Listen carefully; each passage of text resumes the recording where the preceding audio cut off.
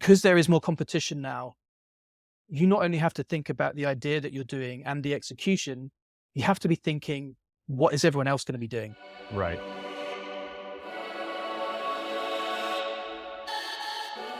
Hello, everyone, and welcome to another episode of the BuzzStream podcast. I'm excited to invite Mark Rofe today. He is the founder of Digital PR course and the Digital PR newsletter, which is where I found Mark. Mark, thanks so much for joining. No, thank you for having me, and it's great to meet you as well. So Mark and I haven't really chatted much outside of online. Like I said, he has a great newsletter, which is where I think I discovered him, unless it was on LinkedIn. But Mark really prompted this podcast because he had a really great, what would you call, newsletter episode or Exactly, yeah. version, whatever. Yeah.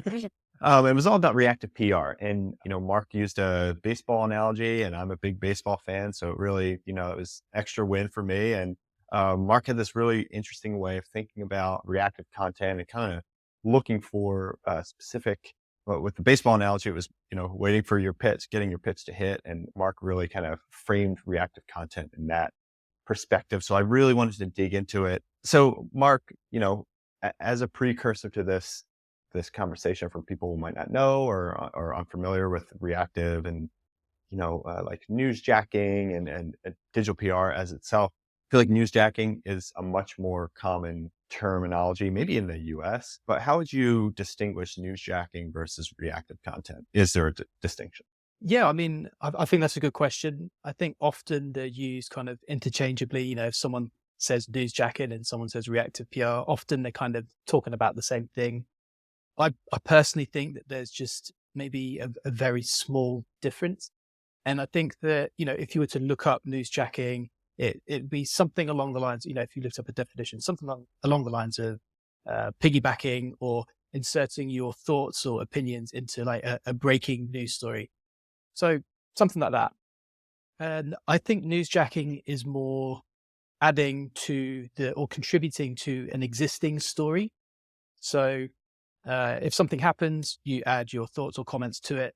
Whereas I think reactive PR is kind of wider in scope. I think it can include that, but it can also include maybe there's a breaking news story or something and creating a new angle or story off the back of that existing story. So that might sound a little bit confusing, but if I give you an example, Yeah, go ahead. it's probably a really bad example, but let's say, I don't know, a celebrity couple get engaged. I think an example of newsjacking would be if you were to get like a comment from an expert on the engagement. Maybe if it's like, someone of the royal family, you'd get like a royal expert or something to kind of comment on that. So I'd say that is kind of newsjacking.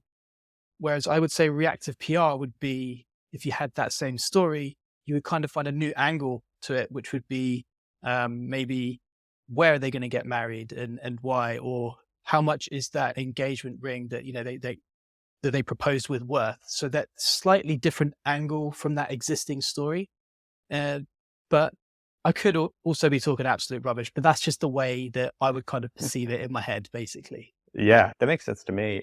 Would you say reactive PR is that a big part of your digital PR toolkit nowadays? So it wasn't initially. I think as time's gone on, it has become more and more of something that I'm doing, and maybe I could talk a little bit more about why that is. But Yeah. I think if we take a step back and take a look at what's been going on in the industry, so basically journalists have been being made redundant, left, right, and center across the US and the UK, and I think that I'm trying to remember the stats now, but I think in 2023, 8,000 journalists in the UK and North America, that's including the US and Canada, were made redundant. And just this year, I think it was about 1,000 in January in 2024. And in February, I think it was another 600. So basically, this is including some pretty large companies as well, like Reach PLC in the UK. You've got Vice, Bustle, LA Times, and Business Insider. They've all made cuts, right? And I think when that happens, you have journalists that were, they've lost their job. So they're going to do a couple of things. Some will maybe get another job in journalism. Some will become copywriters. And I don't have any data to back this up, by the way, but I have seen, and it's quite common, that journalists will also kind of go into PR. So what you then got is like a slight imbalance. You've got less journalists, so you've got fewer journalists. And now you're adding to the PR bucket over here because some of those journalists are now getting jobs in PR.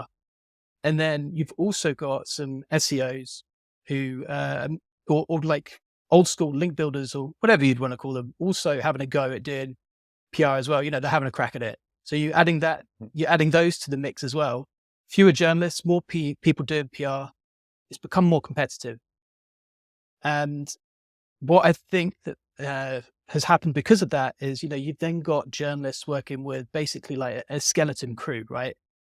And if your story isn't relevant now, then it's not a priority.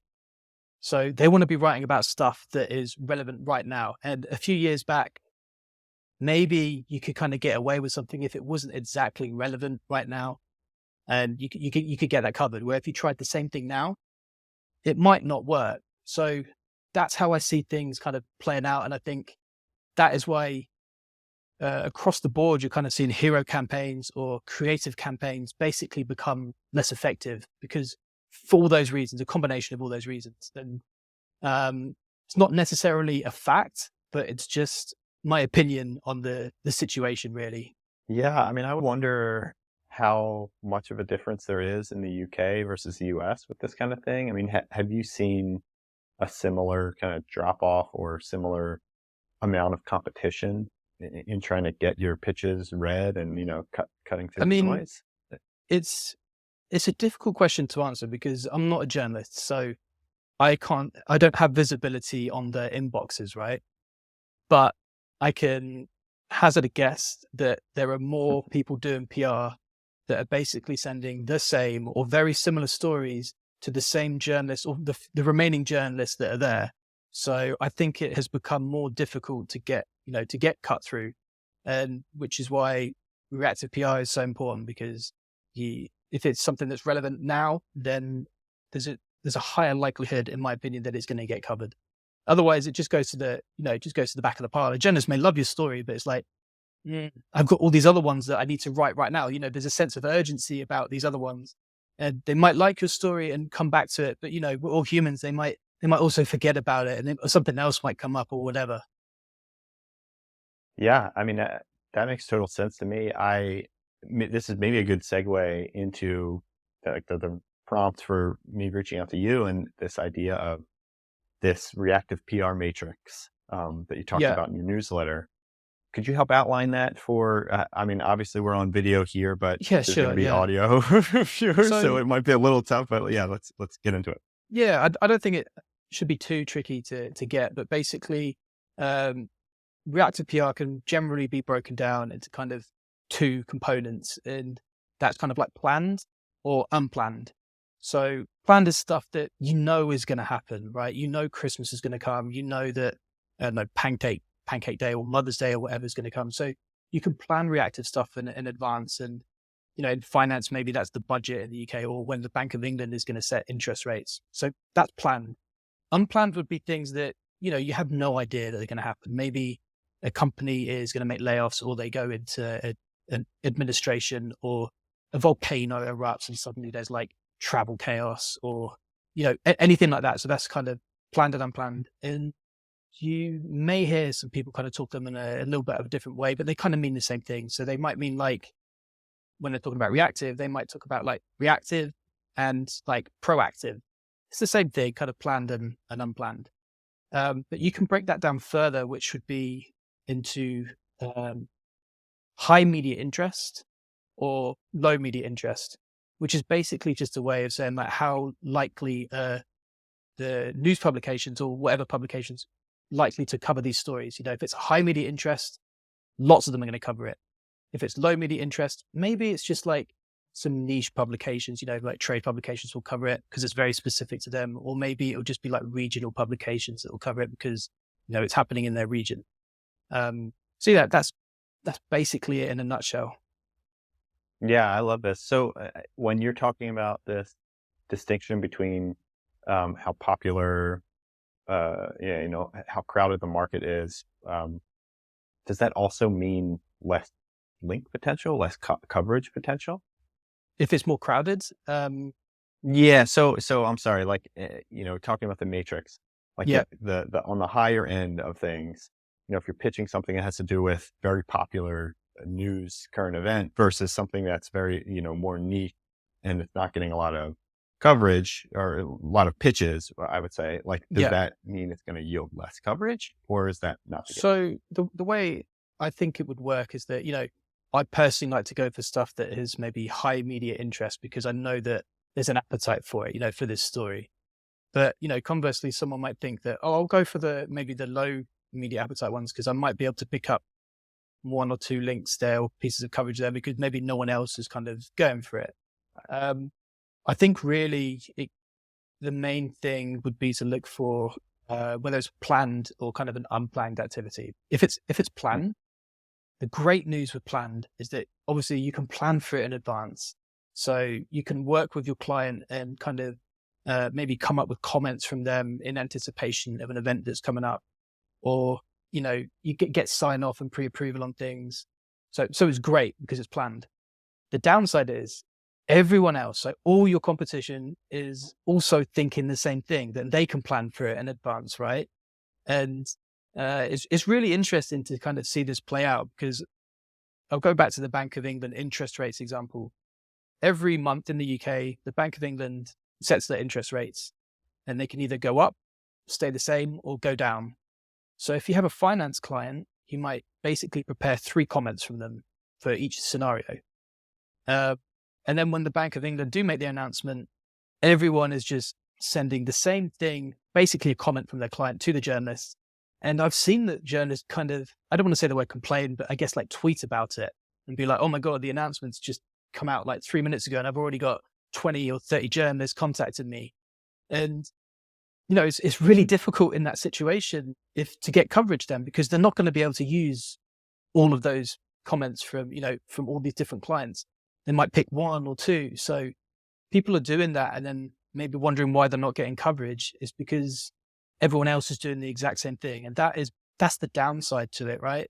So I think because there is more competition now, you not only have to think about the idea that you're doing and the execution, you have to be thinking, what is everyone else going to be doing?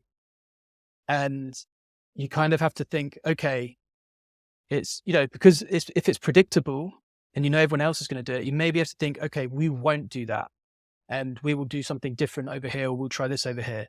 I mean, that I would probably prefer to do something different. So I like to operate in the unplanned kind of high media interest sphere of things. There's nothing wrong with any of the others. It's just a different way of doing it. You just probably have to accept that you're probably going to have a high chance of not succeeding and getting coverage if everyone else is kind of doing the same thing. And Right. I know in the newsletter I spoke about a baseball analogy, but for me, I see it as more of like a hit class. So I will be doing like, the high intensity training, interval training for like a short amount of time. Whereas maybe some of my competitors will be sending out more campaigns and sending more emails to journalists to try and get the same amount of coverage. And, maybe that could be, you could compare that to like a marathon. So Mm. I would much rather be doing the hit class, so to speak, than the marathon. Yeah, short sprints. Yeah. So do you think in like the unplanned kind of low interest sector, you could potentially scale that? Like if you're finding, it does do multiple low interest campaigns equal, like yield you the same results as an unplanned, like one unplanned high interest campaign? Does that make sense?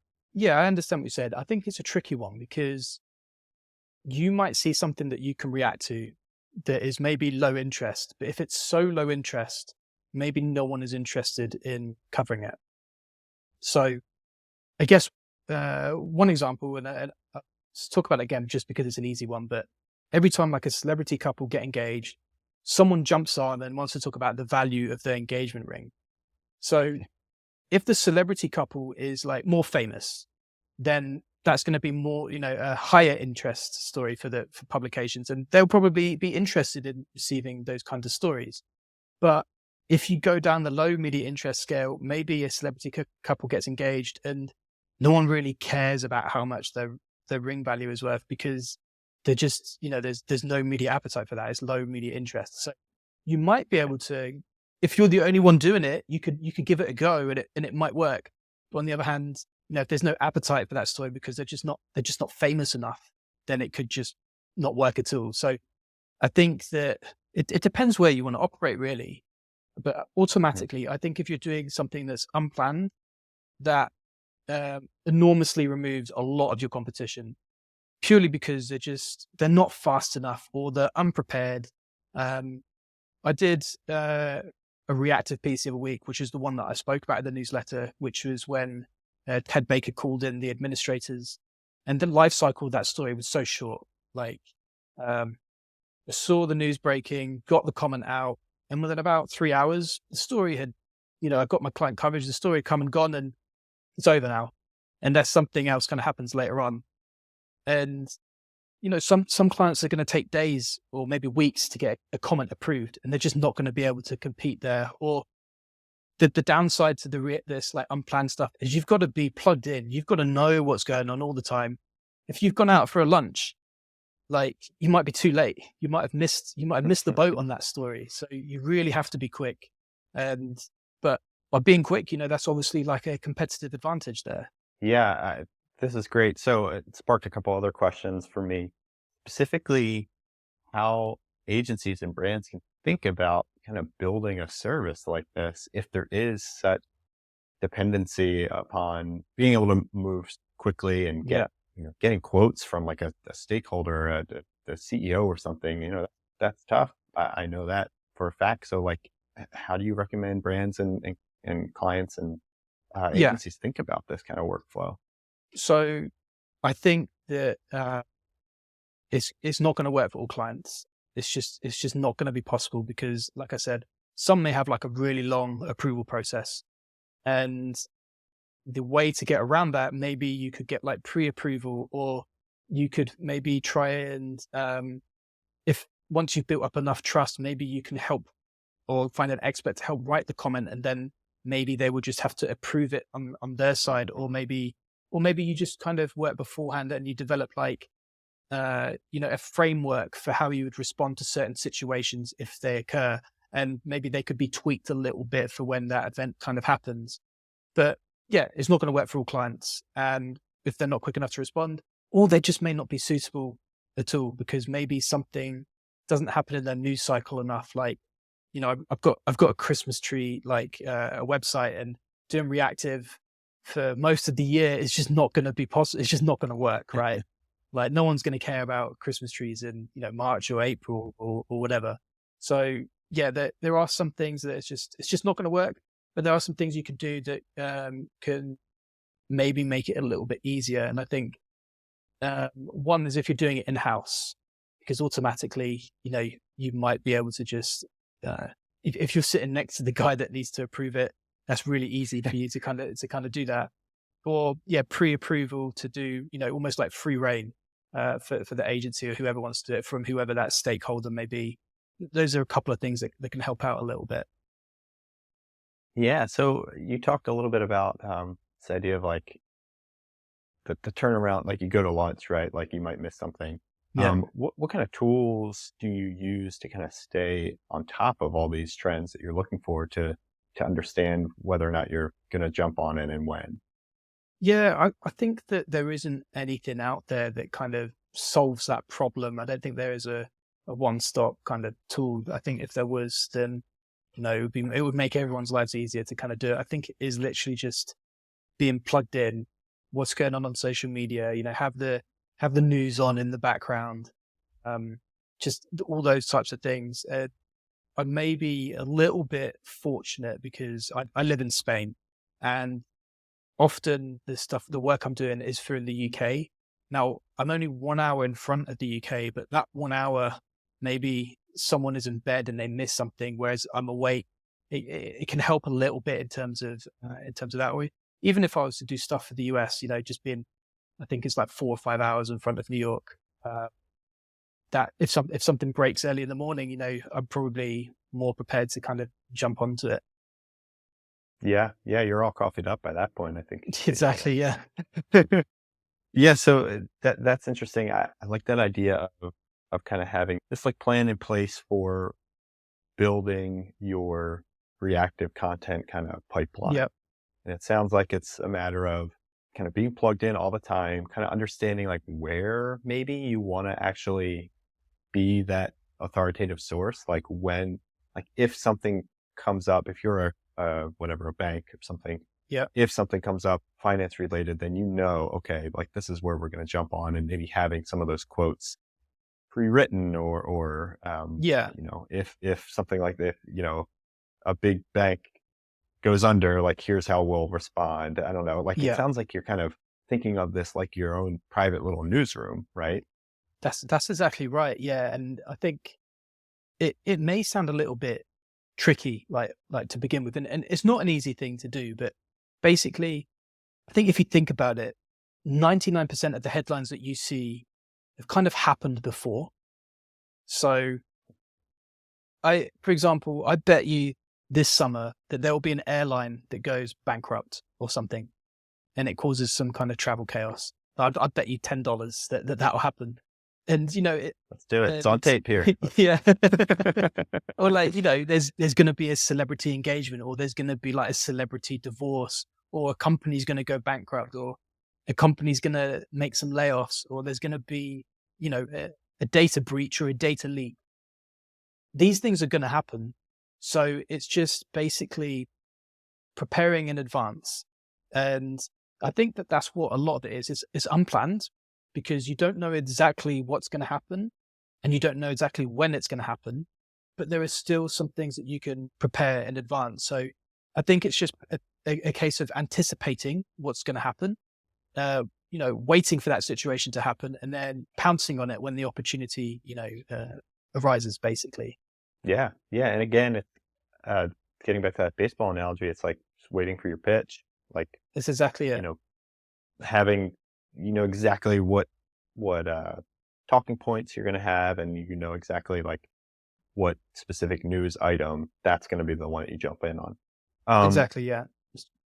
Mark, can you talk a little bit more about like the timelines that you think people have for this type of thing, for specifically like unplanned? Because it sounds like, to me at least, this is a very viable, at least strategy. I don't know if it's usable for every single person, but Yeah. every single brand. But let's talk a little bit about the timeline. So, say you are a bank. Uh, let's do something a little less broad. Like let's say like you're a pet site or something, Yeah. pet health or something. So you see something in the news about pet health. How much time do you have to actually formulate this and get your pitches going? No, I think it's a good question. And I think that it will depend on how competitive maybe that whatever industry it is. So if we look at finance, I think that that's more competitive, and I think it's almost kind of instantaneous. Whatever happens, it's just fast, it's quick, right? So I think in finance you'd have to be quicker. Whereas if it was pet health, you might have a little bit more time, it's hard to put a time frame on it, but I can tell you from the other week when Ted Baker said they were calling the administrators, pretty much the window for that was just a couple of hours. Whereas the pet health one, you might have a day. I don't know. It depends on the exact story. Or if we just bring it back to like engagement rings again, like you probably, depending on how popular the celebrity couple is that gets engaged to do the evaluation of the engagement ring, you probably would have like a day as well. It depends on how. I would just bring it back to how competitive is your industry. Finance is very competitive. Pets, maybe not so much. So you might get away with having a little bit more time. But so it's one of those annoying things where I'm just, like it depends. So Yeah, I mean, that's, I think, a total reasonable answer. Just kind of having that baked into your strategy, I think that still makes sense. Do you also recommend building a list of people that you're going to reach out to? like to cut down some of that time ahead of time? Yeah, so I think it's one of those things where when if you've got like a new client and maybe you're doing your first Newsjack or reactive piece, whatever it is with them, uh, I think that there's kind of a little bit of a learning curve, just discovering maybe who the journalists are that you want to talk to, or who are likely to cover this story. And maybe, there's going to be teething problems whenever there's a new client, you're trying to do this kind of stuff. Maybe they're just not quick enough. Maybe the quality of, if you're trying to get a comment from them, maybe the quality of the comment isn't good enough. But this is kind of part of the process, because the second time you get a little bit better, and then the third time you get a little bit better, and then maybe by the fourth or fifth time they've nailed the comment. They know how to do that now. They're quick, and you already know in advance who the journalists are going to cover it, because the first or second times, you've done kind of the research there that means you're able to kind of get there. So it's just one of those things. There's a process. You're going to get better at it, and then if you keep doing it as well, you can sometimes find yourself in the situation where journalists remember, oh, that person sent me a good comment when that happened last time. And you might find yourself in a situation where they actually contact you to get a comment rather than you having to kind of go to them, which is a lovely situation to be in. But yeah, it just takes time, those types of things. Yeah, yeah.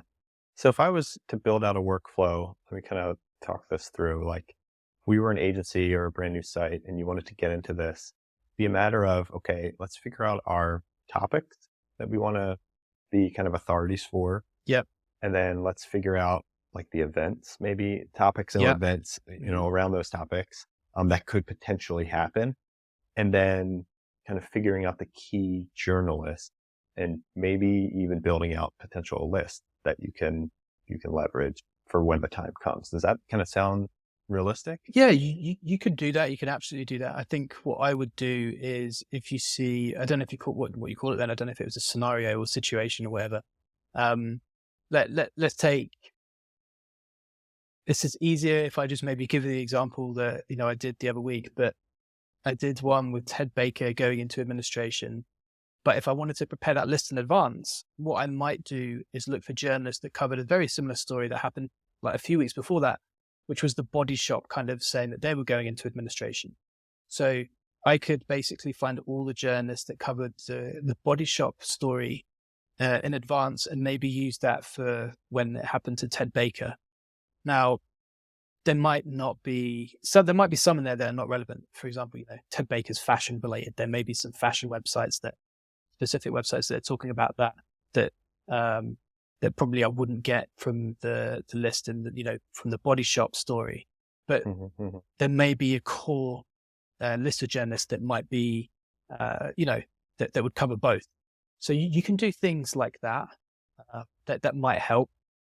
But if you do it too far in advance as well, the journalists that you've kind of created for your list may move on to other jobs, or they may stay within that publication, but move on to another division, or do another change beats or whatever, so your list might kind of become out of date. Yeah, let's get into that a little bit, because I was writing a post about media list building, and I personally always think it's important to vet all of your journalists before you send. Like I've always been kind of anti big media list, like buying list, that sort of thing. Yeah. How do you validate a prospect, a journalist, before you reach out? To what extent do you actually look to see what they've covered, or if they've changed beats since the last time you've maybe made that list? So I think that there's kind of two extremes of doing it, right? So there are some people that say you should be reading all their last articles to make sure that you get a really good understanding of what they're writing. But if you were to contact, I don't know, 50 journalists, and each article takes you, I don't know, like 5 minutes to read. I'm not very good at maths, but that's an awful long time to be reading and to understand, who you're kind of sending it to.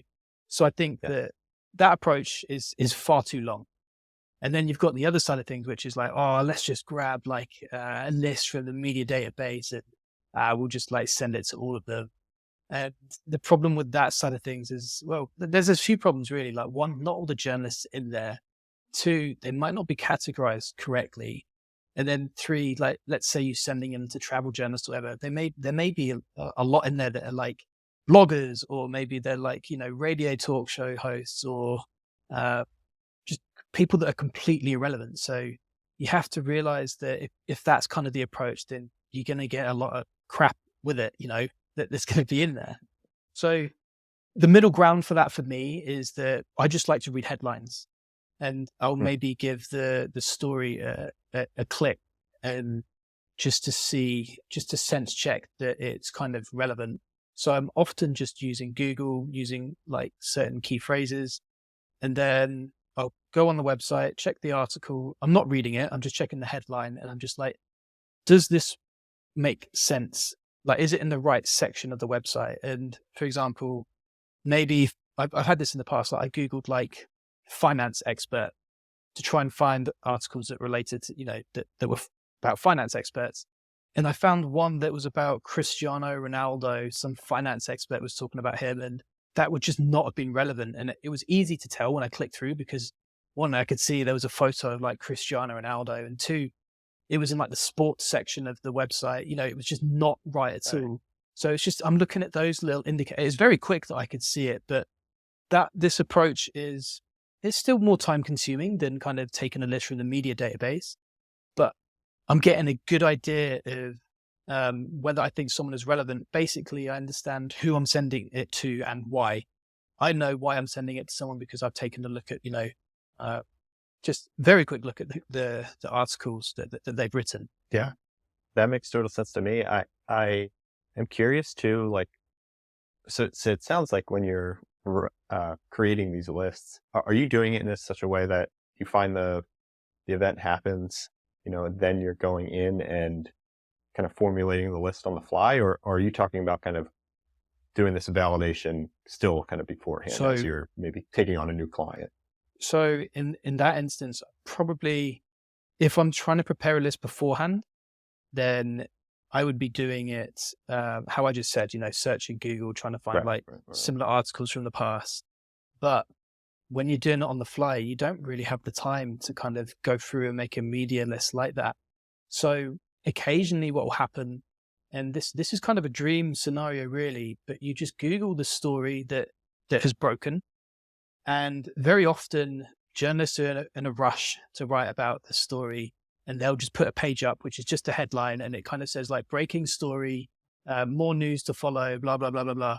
And that's brilliant because I know that they need content, and they haven't got the content because they're still scrambling to find some information. So sometimes when I'm doing it on the fly, like I see instances like that and I'm like, brilliant, let me send them a comment. And, they're looking for information. They get a comment sent through. They're like, and they're probably like, so happy they just to have something that they can include on the article. So that's great when that happens. And when I did it the other week, a journalist, I'd never had such a quick response from a journalist. They just were like, oh, thank you so much for this. Like, it was almost like a sigh of relief from them that they had something that they could put on the website. Right. So yeah, they don't have to do the work, I guess, right? Yeah. Yeah. Like, they just, or maybe they'll be searching Twitter for, you sometimes see that, searching Twitter for like reactions from people, and such person on Twitter said this or that. So seeing the page where it says like, this is developing news story or something along those lines that's excellent for me, because I know that they need my comment really. And I find that this is the great thing about when you're doing like unplanned stuff, is that you kind of have a high success rate from what I found, because there is no competition, or very low competition because people aren't quick enough. But also there's that sense of urgency. There's a panic among journalists. Like, I need something to fill this page that has nothing on it at the moment about the story that's just happened. Yeah. You touched on something too that sparked another question about, like, this sounds great, right? Like, it's got great success rate, if you could find the topics, that's great. Where does this fail? And specifically, I think the answer I want to get to is like the relevancy thing, right? Like, the question I should ask is, how do you know if you or your client or your site is relevant enough or has enough authority to actually pitch a quote, to Yeah, get accepted? And does that even matter? Yeah. I think I think it does matter, yeah, and I think it's just basically I think it's okay to kind of broaden things a little bit. So I'll give you an example. So there's this guy called Ash in the UK who sells car mats, and so his website is just about car mats. And if he was to do any kind of story about car mats, I think he's going to struggle. There's just nothing in the news cycle that would kind of warrant a story kind of about that. It's just not that interesting, right? But I think what would work for him and is basically broadening that out a little bit. He can talk about cars, maybe he can talk about automotive things that are happening, and I think it's okay to do that because it's still relevant. His site is about car mats, but talking about cars is not a problem. So I think you can do that, and that's one thing that can work. But sometimes there's just maybe I don't know. Maybe you've got a company that's like a forklift hire or something.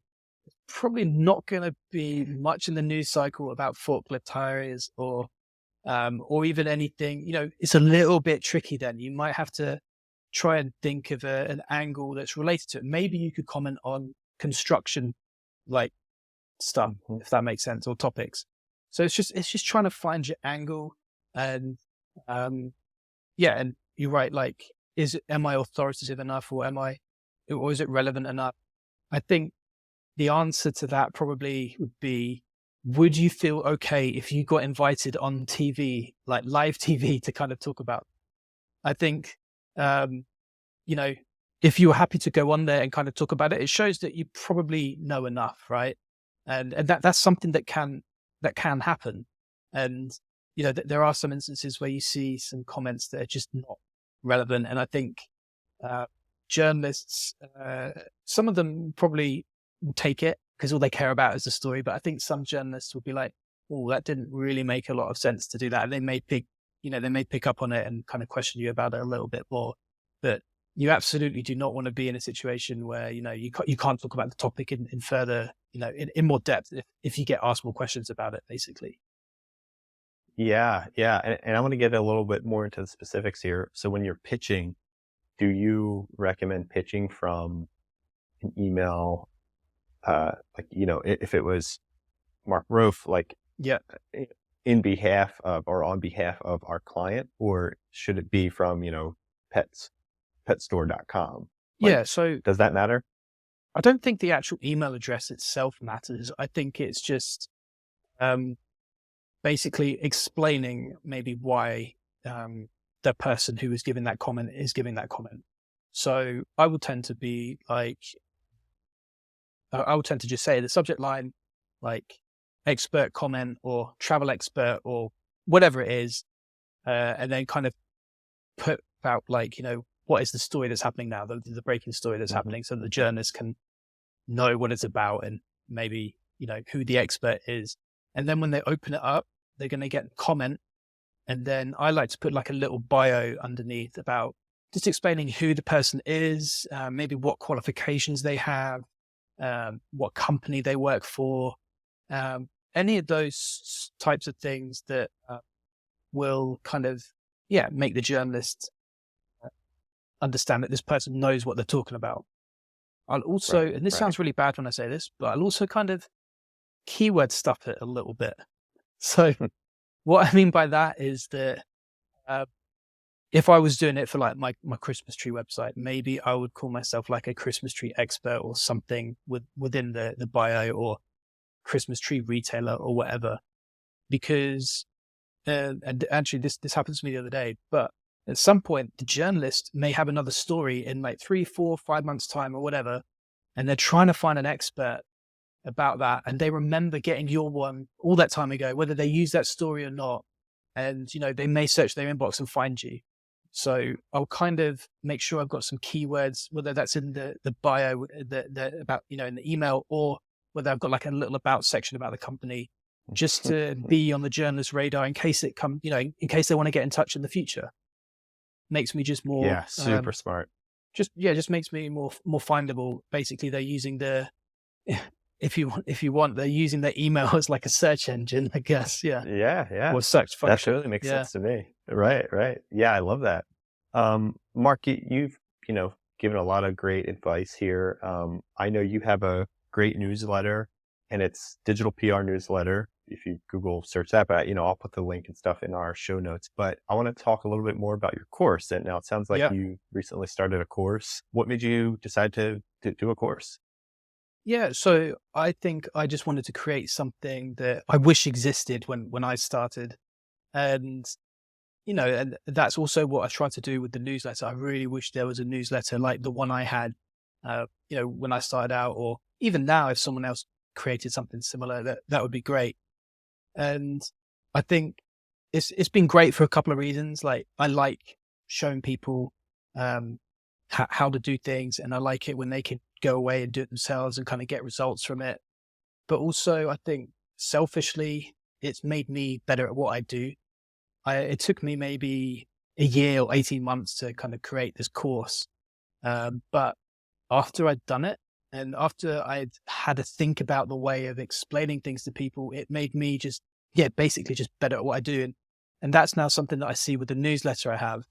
So each week, digitalprnewsletter.com, you get sent like a tip on how to do digital PR, or something that's going to either make your job easier or kind of help you get more coverage. And just by doing that, it's just made me better at what I do. I know that sounds really selfish, but yeah, it's for me, but also for people as well. I want to help people, so it's kind of twofold there, really. Yeah, I love it. I mean, that's great. I wish I had one of those courses. I took a course called SEO That Works back in the day. It was like a Brian Dean course. And I think it had like two like bonus courses on kind of more traditional like digital PR stuff, like two Yeah, bonus classes, I should say, as part of like the whole course itself. But it was all about like pitching content and stuff. And yeah, I mean, that stuff is invaluable for new people to digital PR, but also like establish, you mentioned this earlier, like link builders who are trying to kind of get into yeah. digital PR. I think that kind of material is invaluable to them. I want to leave with one other question here, and it's just like, where do you get your ideas and inspiration for this great newsletter?